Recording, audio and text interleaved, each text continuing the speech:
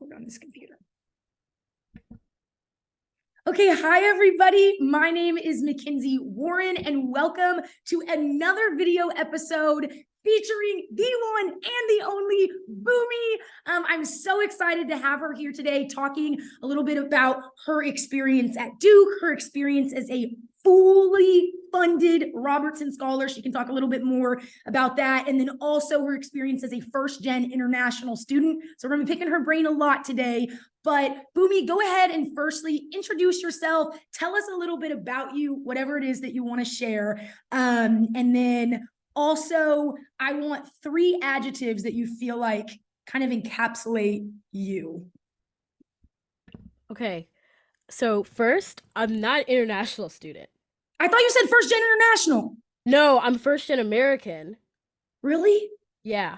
Okay, well, cool. There we go. All right, appreciate you correcting me. Cool. Okay, yeah. Now I forgot all the other questions. Okay, who are you? Who are you? So Let's just give a little bit of information.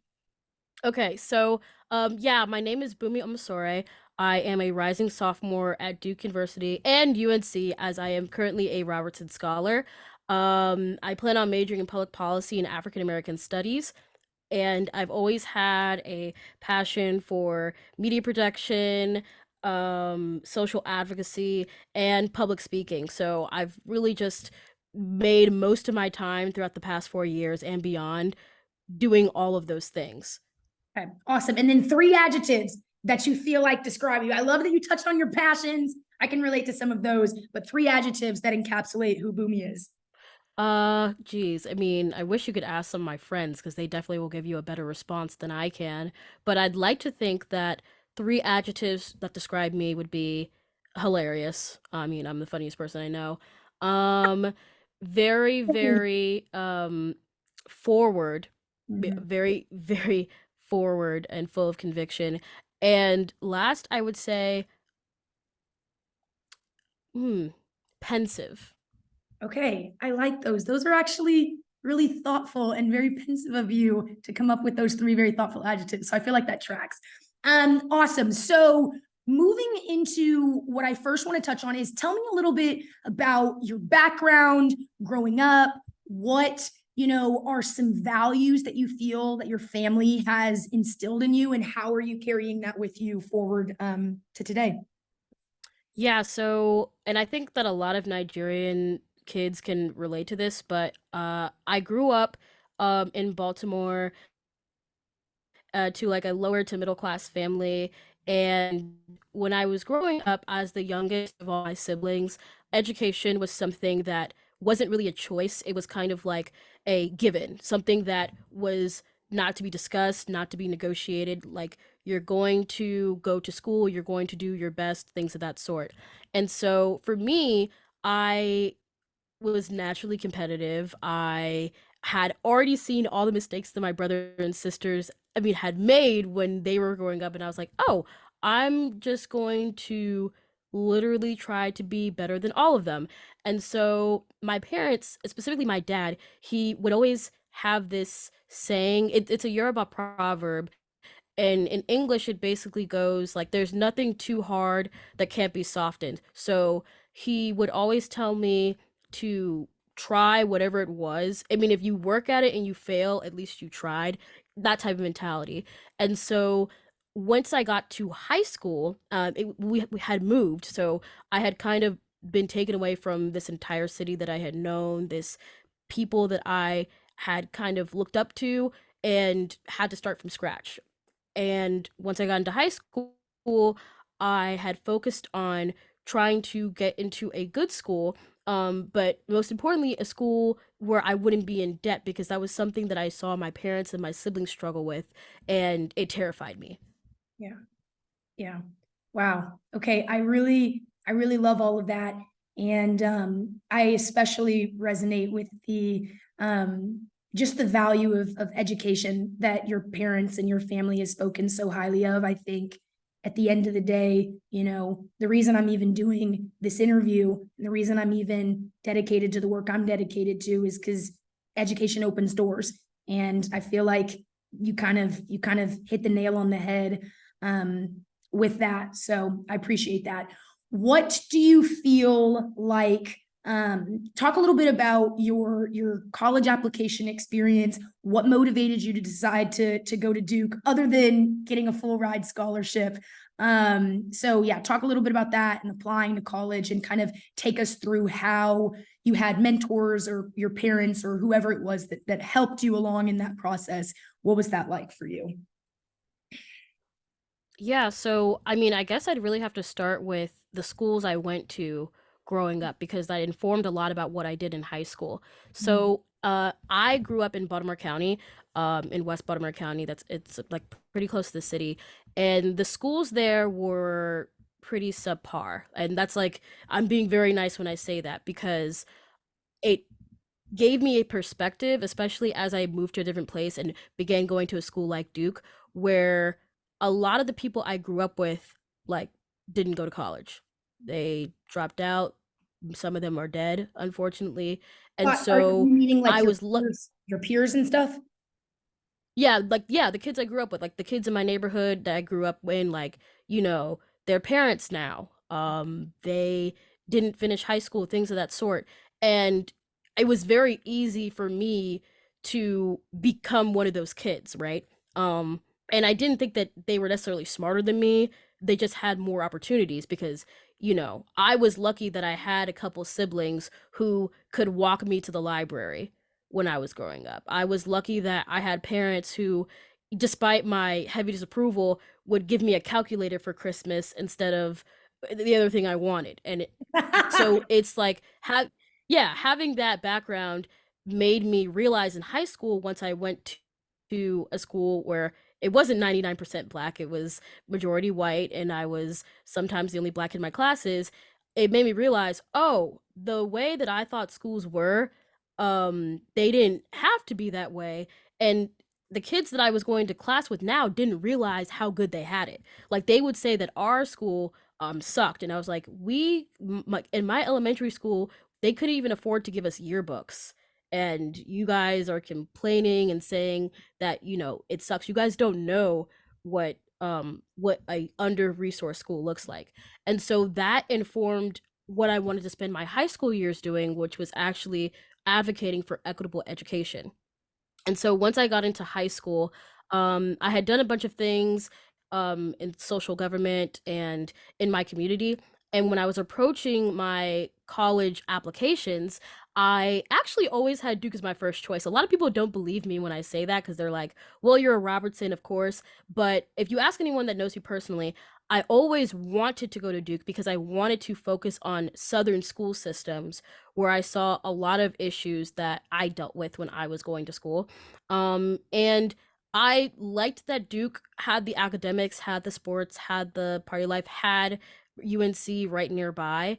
And so when I was approaching my college applications, it was hard because even though I went to a nicer school than the ones I grew up near, there had been nobody in my school that had gotten into Duke in a decade. I mean, even the other schools, like the last person from the high school I went to that had gotten into like Harvard and Yale was my English teacher who was actually helping me out with my application.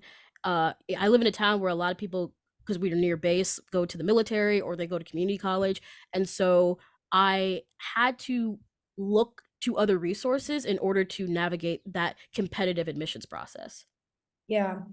One a follow-up question that I have, and it's more so, what kind of advice do you have for people that can identify with your circumstances of being surrounded by others who are not setting this example of high achievement that you're pursuing? You said that a lot of people in your community didn't go to college. You didn't have that example of peers that you could look to that were doing that and that were trailblazing in that way. You had people who were going to the military, which, while admirable, is not what you're doing, right? Or you have people in your school where you're the first person in generations, in decades, who's actually going to a school as top tier as Duke. That can be kind of discouraging, right? And so people that can relate to being in that situation, how do you, like, what advice do you give to kind of have that Bunmi mindset, of like, I can get out of here, I'm looking for bigger and better than what I'm surrounded with? Oh God, I mean, do you have like 5 hours? Because I could talk for ad nauseum about, yeah, I could talk ad nauseum about this because what I learned, and I don't want to call it luck, but I think that it benefited me that I was going through the college admissions process right after COVID. And like right when we got back to being in person school, because what I had learned during high school through COVID was that my community was bigger than my zip code, which a lot of people didn't get, I think, in my community. And it wasn't something that people believed in, at least that I knew growing up, that people who live in Chicago and New York and New Orleans, these people will be able to relate to me as if they were my neighbor. And when I say this, I mean that I started looking for resources online to connect with people online who had done the things that I wanted to do. I had, most notably, and I tell this to all the underrepresented minorities that I know at my school, that I applied for fly-in programs, which would actually pay, if you're accepted into them, pay for you to go visit the school. So I was visiting like Dartmouth and Williams College and Washington, I mean, yeah, say like Wash U. And it was literally like I was doing something for the first time, because I had no one in my family who had ever even heard of some of these schools, had never been to any peer institutions of these schools, and here I was getting like booked on planes to go and see them. And it kind of changed my perspective, because the more that I was able to connect with people that weren't just where I lived but across the country, the more opportunities I got to do the things I was passionate about, like equitable education. And that in turn exposed me to more reach in my goals and to more advice and more mentors.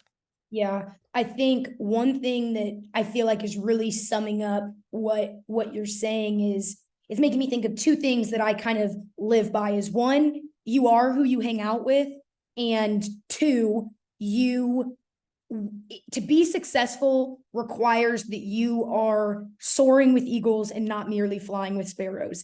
And I feel like in you being proactive about seeking out ways to connect with community members beyond your immediate community and going to these fly-in programs where you're surrounded by people who are just as ambitious and just as high achieving and just as passionate as you are, that is inspiring in and of itself for you to go in and do the things that you want to do. And so I that's something that I tell a lot of my mentees is, if you want to kind of take yourself to the next level, you've got to surround yourself with people who are doing what you want to do. And it seems like that's literally kind of one of the keys to your success. And so I appreciate you spotlighting that.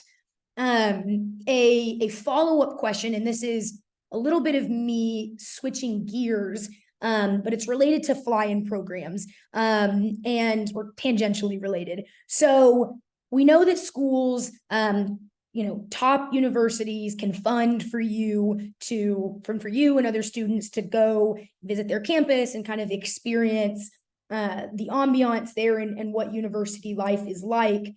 But that kind of connects to this idea of sometimes people in coming from lower income backgrounds, something that's scary is just thinking about the finances of applying to school. What does this look like for me to afford a high quality education? And clearly, because of fly-in programs, there's some level of generosity that exists from universities, and I don't think a lot of people know about that. And so I want you to talk about your experience potentially navigating that fear of like, dang, like, can I pay for college? Like, what was that like? What advice do you have for people that might be dissuaded from elite education by money, by finances? And maybe if you want to pull in Robertson stuff here, feel free, but I'm going to allow you to take this question wherever you want. Oh my gosh. And this is a big thing that my parents influenced me on as well, because my mother is a nurse practitioner, so she had to go to nursing school and she had debt from that. And both my siblings have masters, but that also comes with debt. And so I had kind of been taught that debt and college were paired together, and that terrified me because I knew that my parents really wanted me to go to school, but I didn't want to be forced to have that same destiny. And so my dad and my parents as well, they were also pretty dissuaded from me going to a private school or like any type of Ivy League adjacent school because they were like, we don't have the money. Like, you are last born. My dad is much older. He's like in his mid 60s, and my My parents were dad just like, too, boo. your My dad's dad about to too. stop. Yeah, yeah, exactly. So like your dad's about to stop working soon. Like, we don't have the money for you to be going to a Harvard or a Duke or Yale. And so my dad basically, I remember we were driving, I think he was picking me up from a tournament, and he literally said like, unless you get a full ride, I don't see, or unless it costs less than in-state cost of attendance, I don't see how you're going to be able to go out of state. He told me this when I was a sophomore, and I was like, I like bet, like fine. And so what I did, and this is something that I don't know if it's about maturing up faster or not, but it's a hard pill for a lot of kids to swallow, where colleges and names are very, very nice to have. Being able to say that you graduated from Duke or wherever is very, very nice. But what's even nicer, and what will make you just as successful, is to go to a school that you and your family can afford, and being as smart as you would have been if you went to any other school. I don't feel like I'm smarter than I was like now that I go to Duke and that I was accepted to Duke than I was before I opened that acceptance letter. I'm still the same Boomy. And so I had made a intentional plan when choosing the schools I went to look for schools that had merit-based scholarships, that had um generous financial aid. And so that literally curtailed exactly what I was looking for. Fit at the top of my list had to be cost, because it didn't matter if it was the perfect university if I couldn't afford to go. And that is so hard for some people to accept. Some people were just like, should I take out $200,000 in loans to go to Harvard because it's Harvard? And I'm like, well, you can be that much in debt and graduate from Harvard, but you might not even be able to afford the frame for your diploma. So where does that leave you? So I looked at all these merit-based scholarships. Robertson is one at Duke and UNC. Jefferson for UVA, chancellors at Vanderbilt, Banneker Key at UMD, and I applied to all of them. Even I looked at Brian Cameron, which is full tuition. Anyone that I thought that, even the ones I thought I couldn't get, I applied to, because I was just like, I will be shooting myself in the foot if I don't apply. I know for sure I won't get it if I don't apply. And I was actually blessed to get all four of the scholarships I just named. And so I am thankful that I had that mentality, because I could have easily been stuck where I was like, oh, I applied to school and now they're not matching up to my EFC. And what am I supposed to Made do? a contribution, just in case people don't know. Yes, yes. Expected family contribution. They're not meeting up to how much my family can actually afford, and now I need to take off loans and figure out how to work and things of that sort. I was lucky enough that the full ride to one of them that I got was to my dream school, which was to my first choice. Not many people get to have that luxury, and I feel really blessed. But I would say to many people, especially those who feel that they are qualified and competitive to go to a school like Harvard or any top 20 school, honestly, it doesn't even matter the name. I would say, if you feel that you're that competitive, you probably are just as competitive to get a full ride to your state school. You probably can go to school for free a bunch of different places. Maybe that's just the same as a school that doesn't offer merit-based scholarships. And so I thought that as I went through my college application process, yes, was I writing a lot of essays? Yes, was I having to be in the middle of Panera and reflecting for hours until they kicked me out? Yes, yes. But in the end, I sit back and I go to Duke and I walk the streets, and I think, wow, I just wrote a couple of essays and now I got here. And it's something I'll never regret. Yeah. Um, I think one thing that I really want to uplift and kind of connect this to themes that I really try to convey through the work that I'm doing with my nonprofit is it starts in high school of building your resume and making yourself and setting yourself up to be competitive later on when you become a senior and you're applying for these merit-based scholarships. Yeah, there are some scholarships that, may be targeted towards your identity or your income or whatever. But if you have the track record and the resume to be competitive in those spaces, that's going to open up a lot of doors. And I try to encourage the high schoolers that I mentor to literally start the second they walk through the door freshman year, to start thinking about, hey, I want to be somebody that, has a full ride to wherever it is that I go, and I want to secure one of those merit-based scholarships. How do I craft myself to be a person that can compete and that can hold their own? And I think you are completely a testament to that. And so that's something that I really want to lift up. But at the same time, you're right, finances are important. That's a huge thing to consider. And I was blessed myself to receive Robertson, because my parents were like, girl, you off the bankroll, like you gonna need to figure it out how you're going to pay for the rest of college. So, other people can definitely relate to our circumstances there.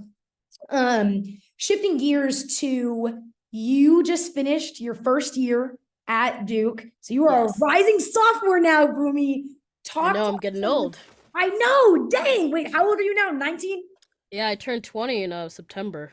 I'm actually old. You are old. Bunmi, don't even say you're getting, you're old for your class, but I love it. I'm young for my class, so I can't relate to that. But okay. Tell us a little bit about your first year. Did it live up to the Duke dream? You said this was your first choice.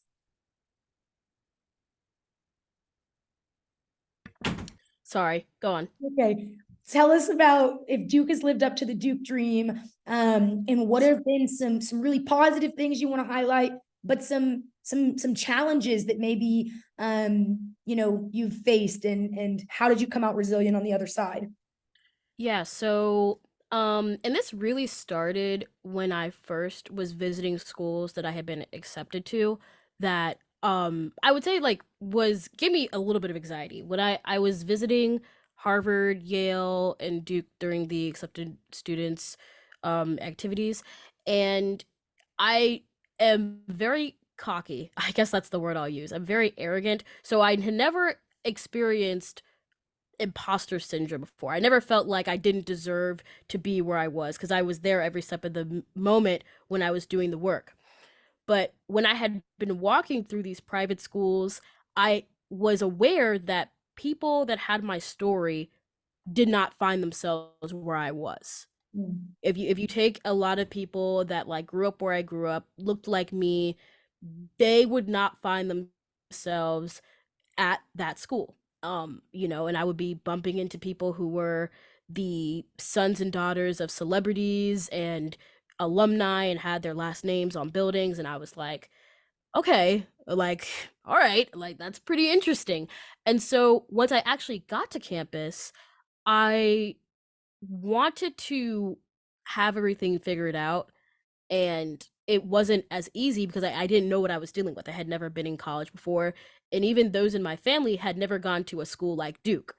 And even specifically with Robertson, you have this abundance of opportunity, and it's almost like you're wielding a tool that you've never had access to before. And so you have this thought where you're like, I have so many opportunities, how could I, it's like I can't not be successful. And so you have this looming fear in the back of your mind, well, what if I am anyway? What if I am still unsuccessful even with all of this? And so when I was going through my first year, my main goal was to make friends, to take independence and adulthood as a benefit, not a disadvantage, and to become disciplined, because I was hundreds of miles away from home. I didn't know anybody in the state. And so I reckoned with the fact that anything you want to do, anyone you want to be, only you can kind of materialize that. So as I went through the first year, academics Yeah, academics, I'm gonna tell you, some of y'all, anyone who's listening who's about to start college, I don't know why any of y'all will be going out on a Saturday night if you got something to do at 11:59. Been Let them there, done know. that. You tell them. You tell them.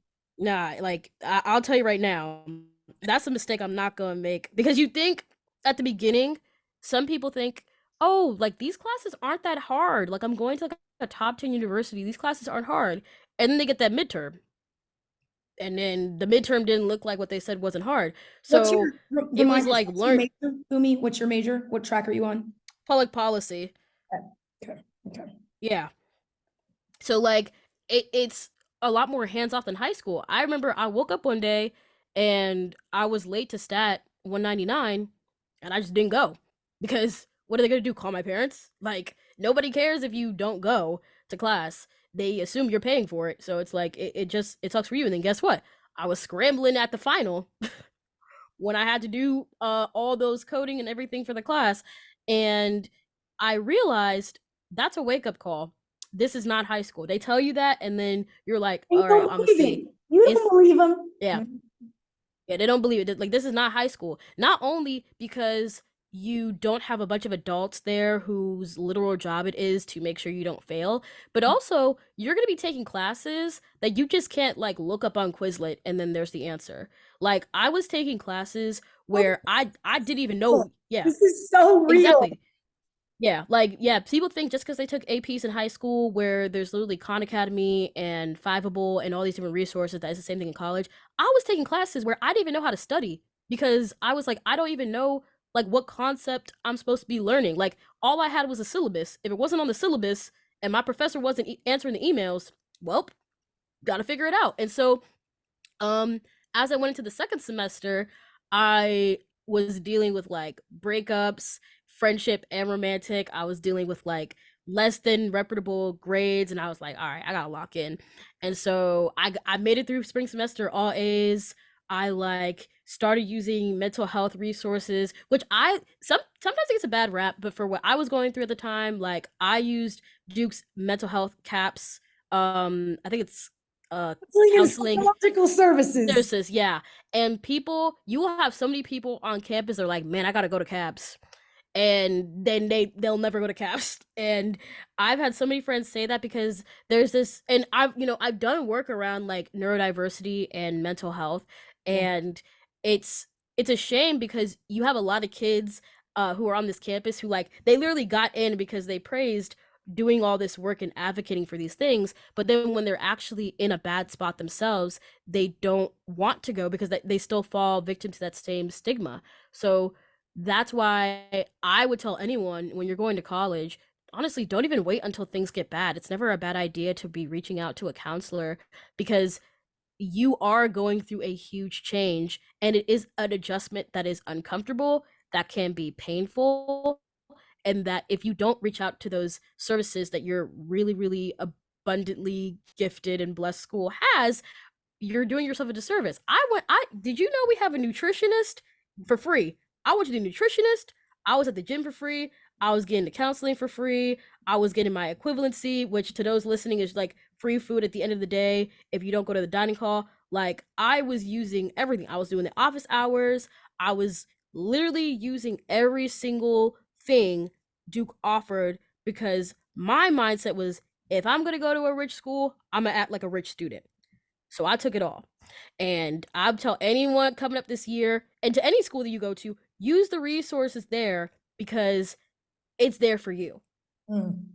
Okay, so two follow-up questions. And if I need to remind you of what one of them is, I will. So one of them is what is your advice for an incoming freshman into an academically rigorous environment to kind of lock in that first semester, right? Like if at all possible, people don't want to have that learning curve, that really painful learning curve where they don't really hit their stride until spring semester. So you looking back, what would you tell younger Bunmi? What would you tell somebody else that's in your shoes? Like, this is how you lock in day one. This is how you kind of tap into that work ethic. This is how you lock into being disciplined. That's question one. And then question two is utilizing resources and just being at a school where it's just like an overwhelming amount of resources at your fingertips can feel really intimidating, at least for some people. So like, how do you navigate not just being paralyzed and like, oh my gosh, like I'm stressed about how do I even tap into all of this? So those are my two. Answer them in any order you would like. And then if I need to remind you, I will. So, to the first question, to any incoming freshman, so Duke, I don't know how it works in Pratt. All right, I'm gonna say that really fast, but I'm in Trinity. I'm in Trinity College of Arts and Sciences.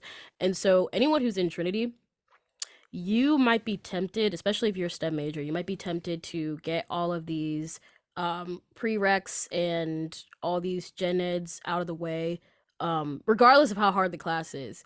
And there's a reason why Duke doesn't have you declare your major until you're a sophomore. You have the opportunity to explore classes that you didn't have access to in high school that actually interest you. And I think the easiest way to mend the learning curve is to start by taking classes that you are actually excited about taking.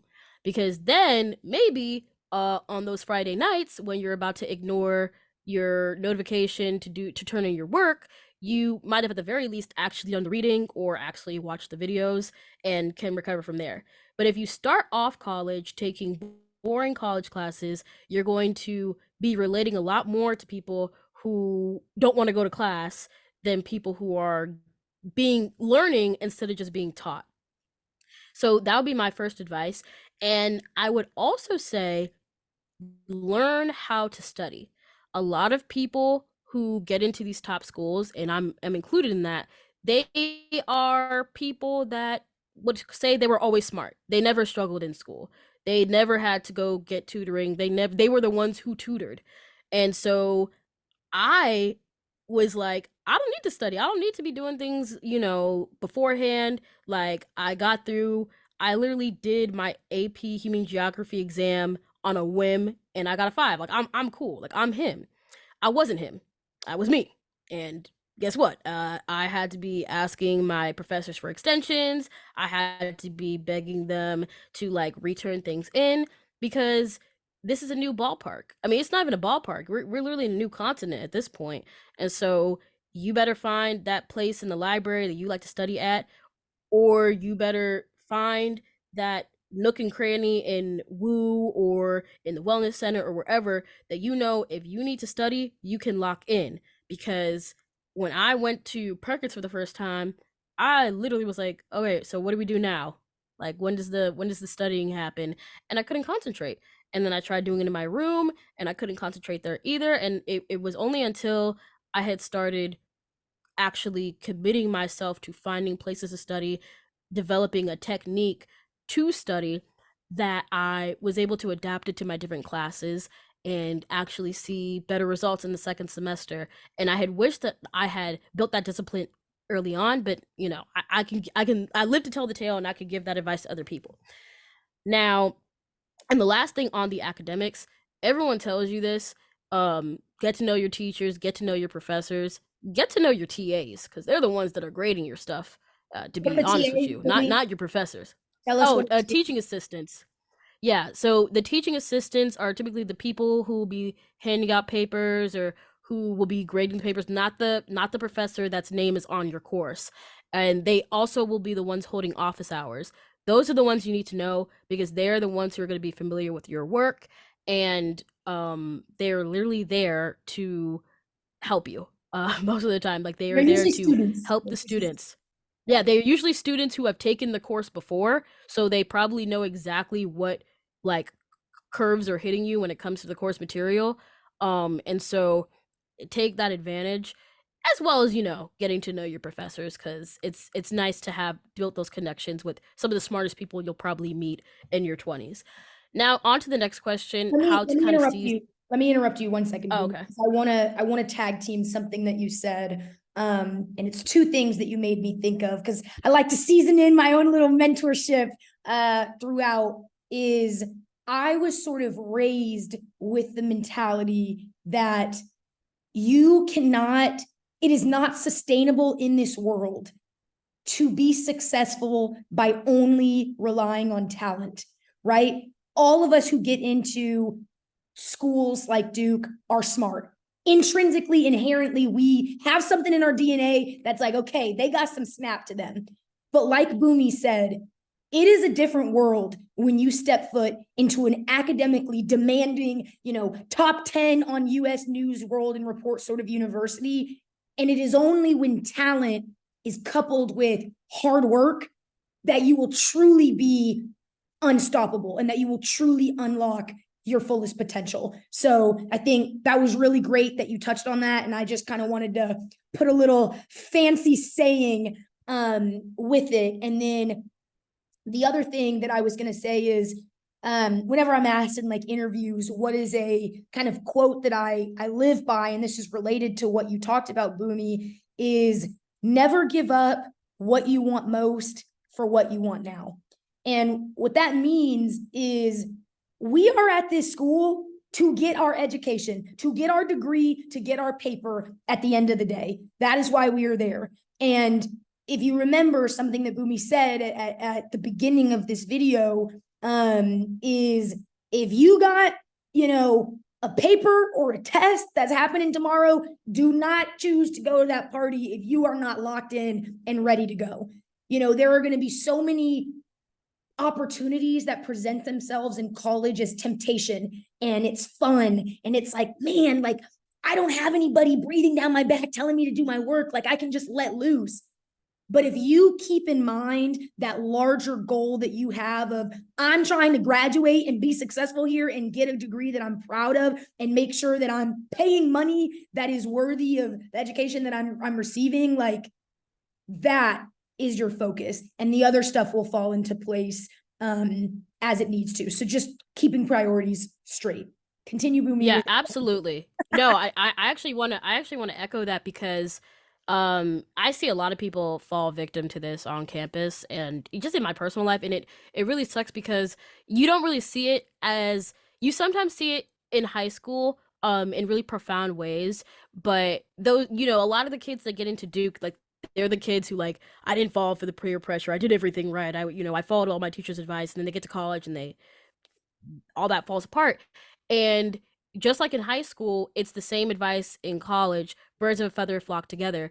There would be some times where like I would study not because I knew it was what I was supposed to do, but because literally all my friends would be at Perkins. So the only way I could hang out with them is that if I went to go.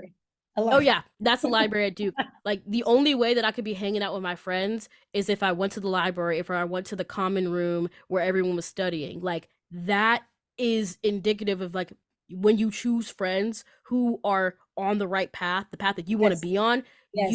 it will help you stay. Because on the other side, when you keep, if you're the type of person who like you need to study, you're really anxious about, like, let's say you like for Robertson, we got a GPA requirement. Like if you fall below that, that's you might not be able to come back next semester. And so if you know that you have that type of priority, but all your friends are trying to go to a party 30 minutes away or trying to stay up like overnight, one of two things are either going to happen. You're either not going to see your friends a lot, you're going to be separated from them, and then that friendship is going to diminish, or you're not going to see your work a lot, and then that scholarship and your academics are going to diminish. So it's like you got to find someone who's on the same track as you, because you can't have it both ways. And I'm very thankful that I have the friends that I've made throughout my first year, because I'm not kidding with you. There were some times where like the only reason why I was studying was because all of my friends said, "Hey, who wants to go to Bryan Center and go check out a study room to study?" And I was like, "All right." And that saved me. But the second question, how to kind of make the most of your college and what they offer. So like, and it's kind of specific when it comes to Duke, because we have two separate campuses. We have one campus that's just for freshmen and the other campus that's for all the rest of the underclassmen. So that can sometimes make it difficult to build connections with upperclassmen who have been here before. But I would say, especially during the beginning of the year, there's so many opportunities to meet upperclassmen who have been through it. I was lucky that I was a Robertson, so like I was already being connected with people from earlier cohorts about how to navigate our specific experience and the things that we have to do during our 4 years. Um, but obviously, joining clubs, obviously, going out to social events, academics permitting, and meeting new people. But I can understand. I'm an ambivert. Sometimes my social battery runs out and I'm done for the day.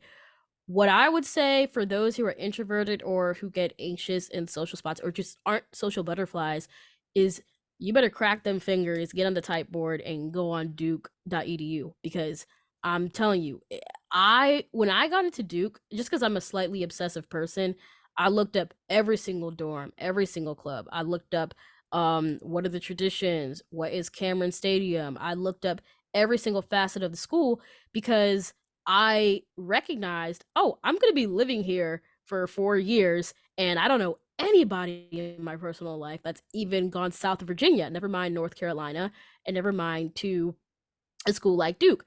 And that means as much as I want to be studious in my studies, I got to study my environment. And so I think meeting people that are already acclimated to the school who can tell you, hey, don't ever run after a C1. You will look stupid, and there will always be one right after that one. The C1 is the bus. Having someone tell you, hey, don't go to the gyms at like 7 p.m. at night or like at noon because that's when everyone's going to be there. Or even just having someone to tell you like, hey, there's this place called Coffee House on East Campus that is just serving free coffee and tea at night and playing jazz music, and it's like really really cool, you should go check it out. Like, you need to have those connections, have those conversations so that you know that, so then in 20 years when you're thinking about the glory years of your college days, you have something that's fond that you could be fond of.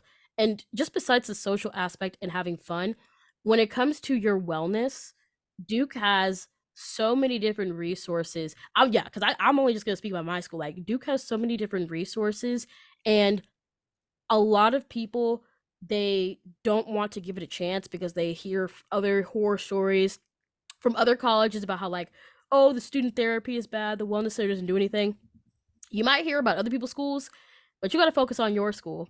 And so if that means like making an appointment at the wellness center, getting your shots, getting that therapy session in, talking to a nutritionist, talking to an academic resource center. I was undiagnosed with ADHD, and it I didn't realize it until I had started college and I couldn't study and my grades were going down, and then I was referred to somewhere off campus to get diagnosed, and they were just like, how are you like managing? And I was like, very chaotically. High school is not fun.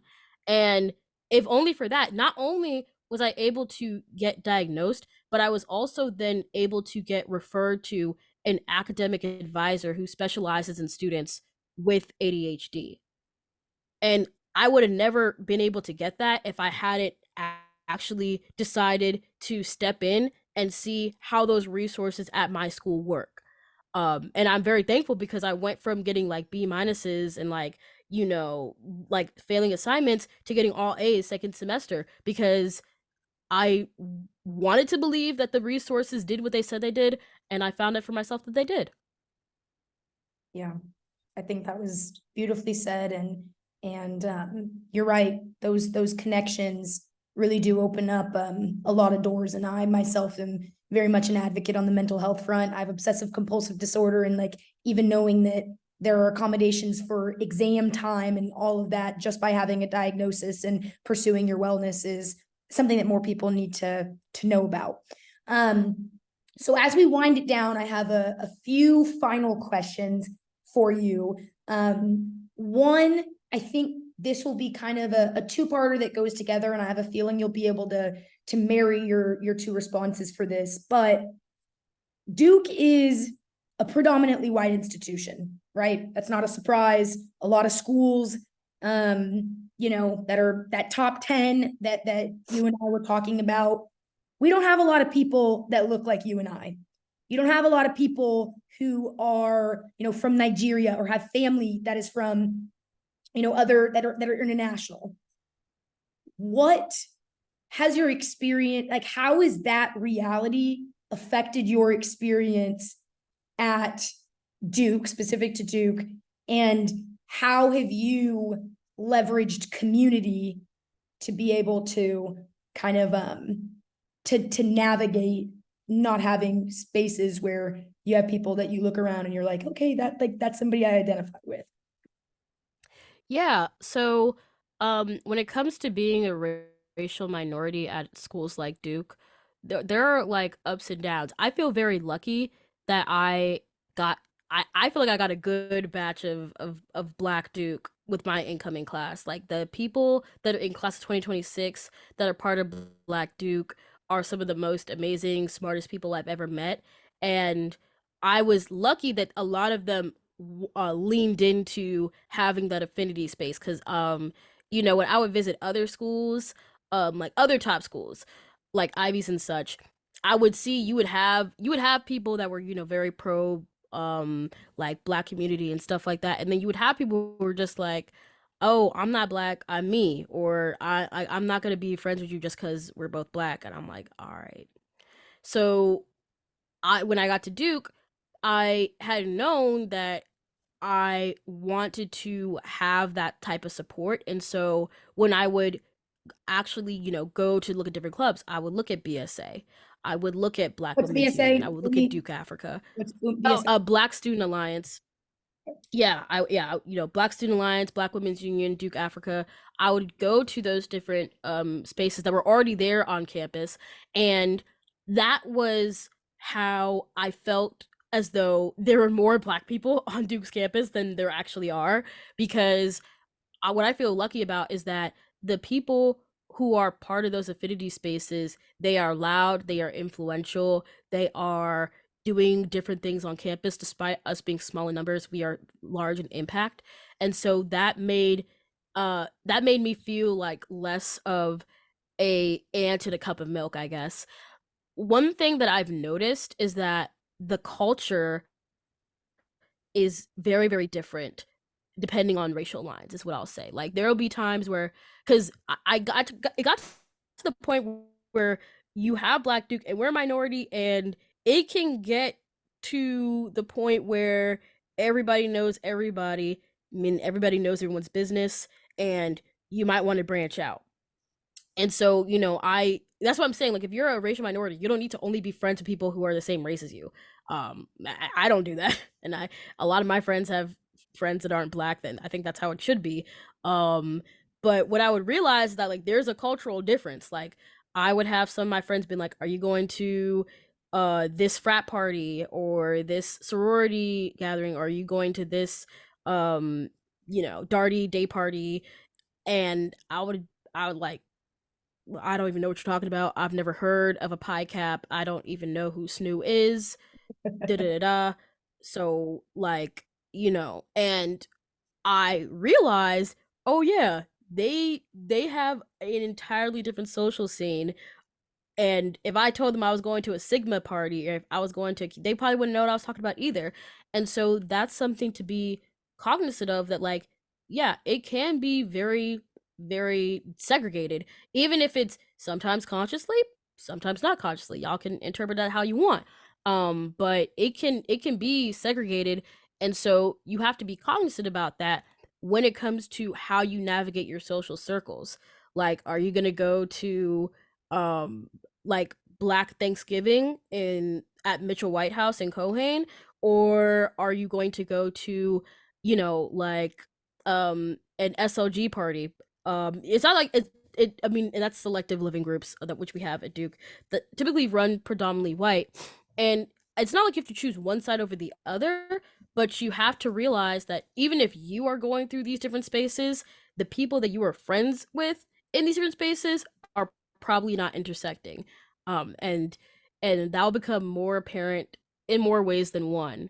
The only other thing that I would say I would notice when it comes to, like, having being a racial minority, especially as a Black woman, I'm gonna speak specifically as a Black woman here, is that there will sometimes be, when you're in class or when you're having, like, intellectual discussions in an academic setting, where you will have your white classmates or just non-Black classmates um do things or say things as fact that don't run as like true for you, but because they are the majority, they that sometimes can silence your voice. And that's something I'm not unfamiliar with, but that I have been trying to figure out a way to challenge more now that I am in a school like Duke, where it's like if I don't challenge it, then I will be steamrolled. I mean, that's happened where I've been like what's the word? Like isolated from social gatherings, like me and like the only other like person of color will be isolated from social gatherings and clubs, and then people be like, "Oh, we didn't mean it," and I'll be thinking, I mean, I'm looking at the evidence, and I don't know. And there's even been times where in some of my classes we'll have discussions, and you'll have a classmate. I remember I had one classmate basically say when we were talking about like affirmative action stuff that like because I was a racial minority, there was no way of me to know if I had gotten in based on my merits. And I was there like, well, I'm a merit scholar, so I'm gonna tell you one thing. Like that's why I had to like learn how to bite my tongue because I That had a lot is of so people. crazy, Boomy. That Yeah, is so crazy. yeah. I had so many people being like, you don't know. I mean, and even just from other work that I've done, I've heard it all. And you know, so when I hear that on campus, people saying like, you don't know if you got in because you were black or da da da. I'm like, well, I'm going here for free. So and that's because a billionaire decided he wanted to fund it. So and that's why I say like I don't get imposter syndrome because like I was there every step of the way when I was doing what I need to do to change my community, get my grades, and apply to these universities.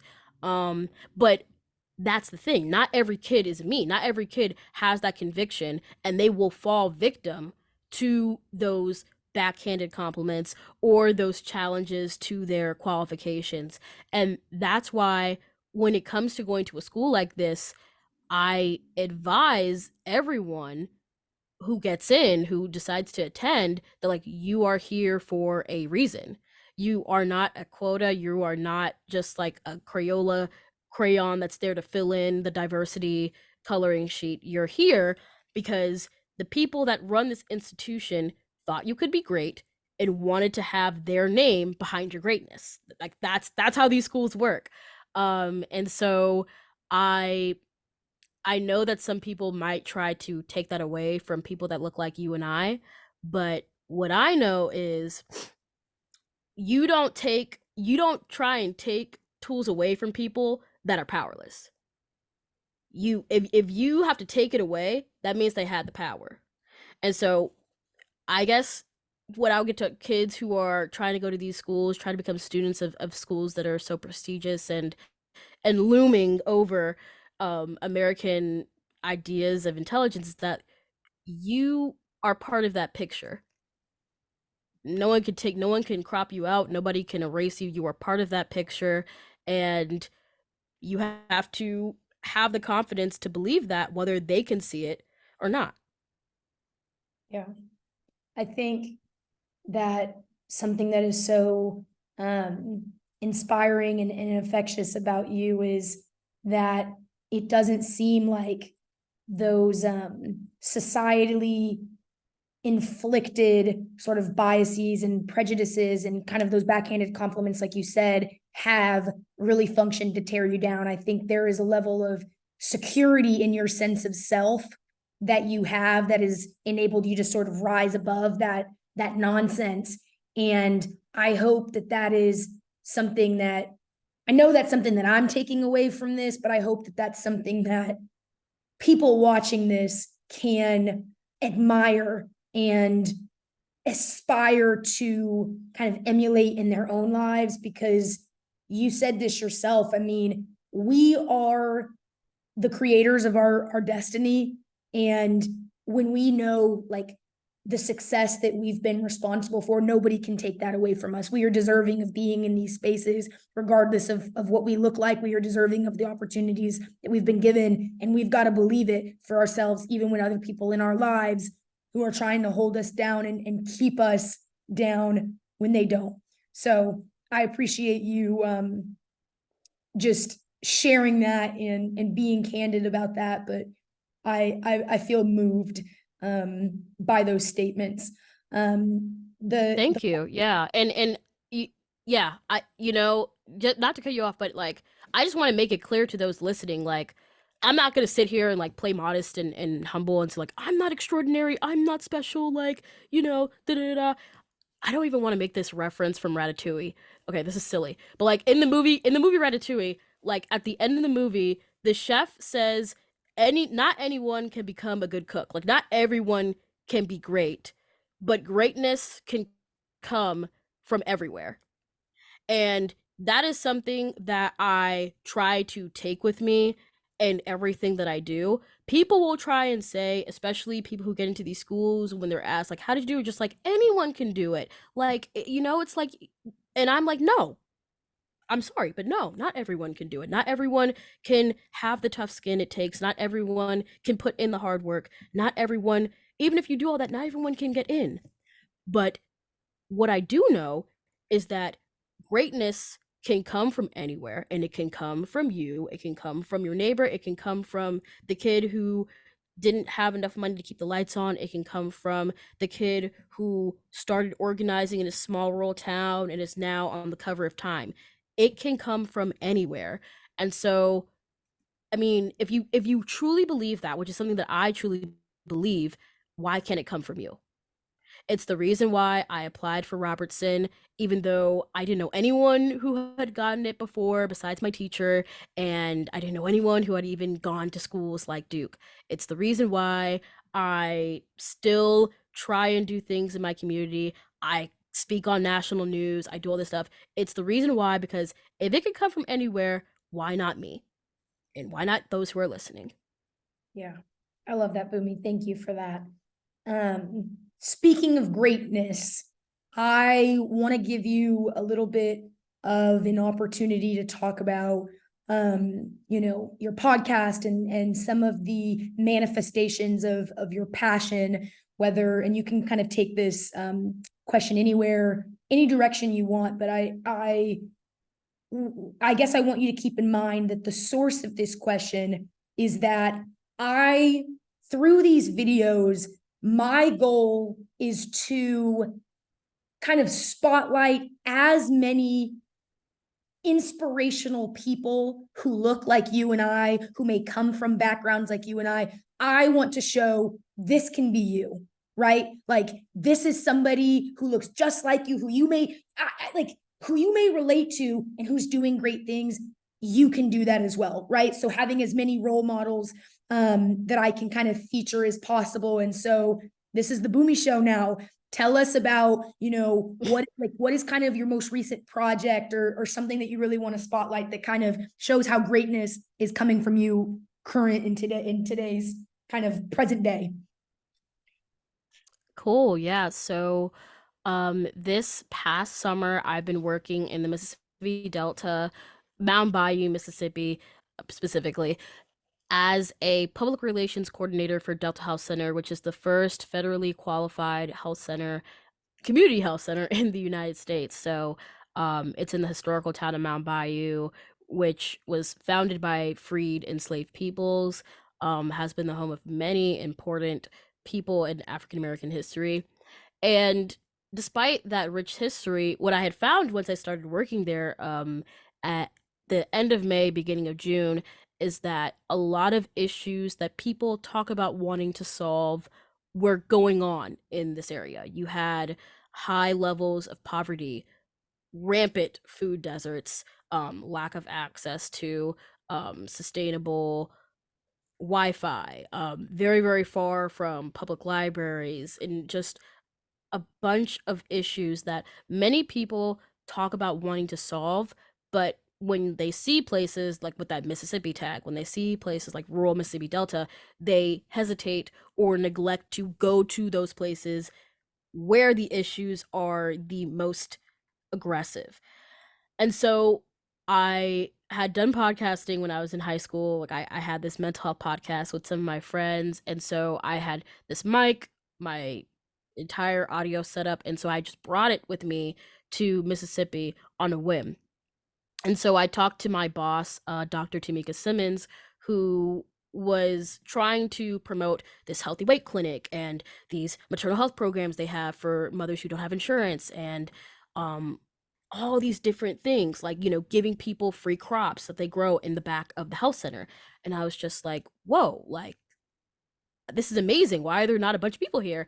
And she explained to me, this is not the North. This is not Maryland. You don't just post something on Instagram and then everyone knows about it. Most people, they're not learning about things from social media. They're learning about it from word of mouth, from somebody's grandma told somebody's aunt, and now they are talking about it at church, or they might see in the local paper. That's how people are hearing about things in the Mississippi Delta.